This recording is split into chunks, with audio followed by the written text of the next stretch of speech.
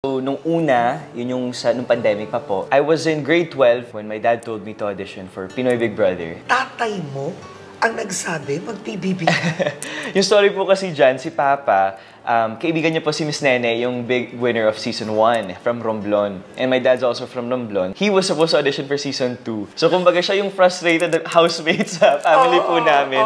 So, sabi niya, try mo lang. So, parang sabi ko, ha? Ang random naman. So, I gave it a try. And it was online lang po. So, simple lang and I did a clip. Hi po, ako po si Michael Sager, 17 years old from Vancouver, Canada. I think that I'll be a really interesting housemate because I'm known to being the energetic and funny one in the group. And bringing along those good vibes, I think that I can make sure everyone has a good time in the PBB house. I almost made it, yet I still came short. Doon ko na-realize na this was interesting. And at the time po kasi yung requirement was to do live streams. So tuwing 3 AM sa amin para sakto sa time zone dito, nag-live po ako every night to the point that I discovered somewhat a passion for it. It was the fact that I was able to interact with the people in Filipino pa in Tagalog. I enjoy doing this, but while doing that, I was also studying and I took an advanced college course for architecture po nun. And when I was doing it, parang I couldn't imagine myself doing it for the rest of my life. So I told my parents, is it okay if I take a gap year, go to the Philippines, audition there, try it out. Walang expectations, sugal ko lang po siya. It was really a big decision because I wasn't sacrificing just my present day life. It was also for my future. Then nung umuwi ako, nag-audition ulit ako for Teens.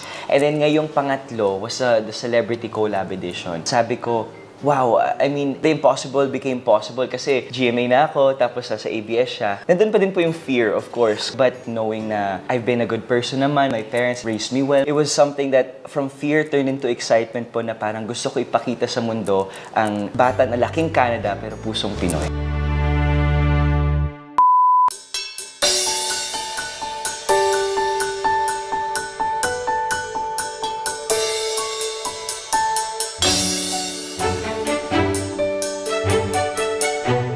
Handa na akong subukan ang kapalaran ko sa bahay ni Kuya. I'm Michael Sager, ang diligent wonderson ng Marinduque.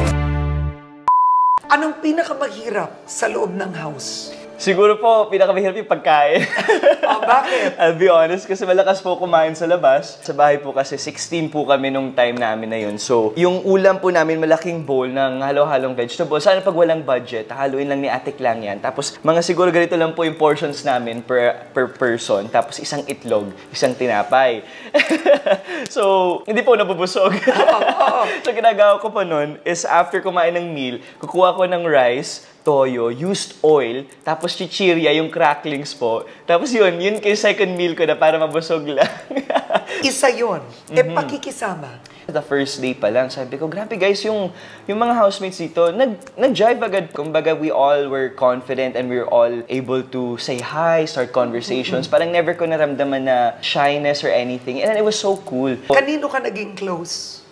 Naging close agad ako sa first day, sa first week was with AC and Dustin. Sila yung nakitaan ko ng comfort because at the same time, yes, we jive, but ang dami din namin, so nakaka-overwhelm. Kanino ka na-intimidate? Na-intimidate? Kay Brent. Bakit? Kay Brent. Kasi po, malakas na dating ni Brent. It was intimidation in a sense of parang nahihiya ako sa kanya. I mean, he had an appeal na parang siguro I don't know how to approach him. And I told him this. Kasi kami po ang unang naging duo. By chance, so sabi ko, bro, I'm so happy na duo tayo kasi never pa kitang nakakausap. Kanino ka nagka-crush? Kanino nagka-crush? Alam niyo po, hindi ako nagka-crush sa bahay ni Kuya. Promise po. I'll be honest. Oo. Parang crush, happy crush lang. At Ivana siguro ng first week kasi very ate-like siya. Iba yung... At maganda. At maganda, of course po. Kanino ka nainis? Totoo! I think overall, nainis ako sa kanilang lahat. Kasi po, medyo, ano po ako, clean freak. So, pag naghuhugas kami, may groups po kasi kami pag naghuhugas. May times kasi na yung bote hindi tinatapon or minsan... Kasi sa Canada, syempre, walang kasambahay. Opo, sanay din po ako. Yes. Oo. May rule pa tayo na pag may problema, sasabihin. Tapos, di ba golden rule nyo yun? I showed you guys my side. Whether if that's showbiz with you guys or not, I think it's been too long for me to showbiz you guys. Gusto ko face-to-face nomination. Gusto ko na malaman. I really want to know na. Third time na, bro. Hindi ka ba nasaktan na palagi kang ninonominate para ma-evict? Feeling ko po I would be lying if I said hindi ko nasaktan. Kasi back to back yung nomination ko. Nung first week pa lang yung nomination ko, I really broke down. It was a build-up of emotions. Nagsimula na po yan nung first year ko sa showbiz, when I was in lock-in for my first show. I felt the exact same treatment.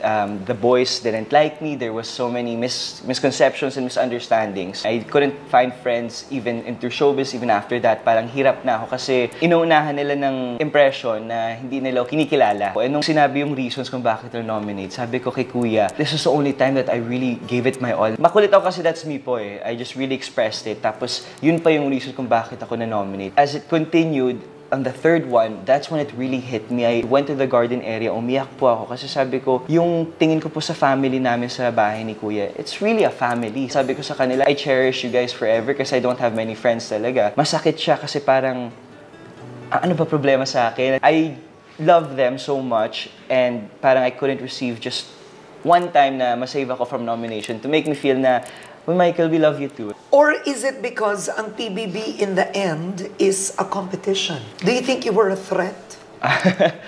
I'm very competitive po. And knowing that, yes, we were in a game and the nominations is part of the process talaga, it is possible talaga that they used that as a reason and I couldn't blame them. So siguro in-accept ko na din sa sarili ko na laro talaga to. Siguro throughout that, natutunan ko po is when you give love, you just accept and you don't expect it back. It's one of my morals siguro po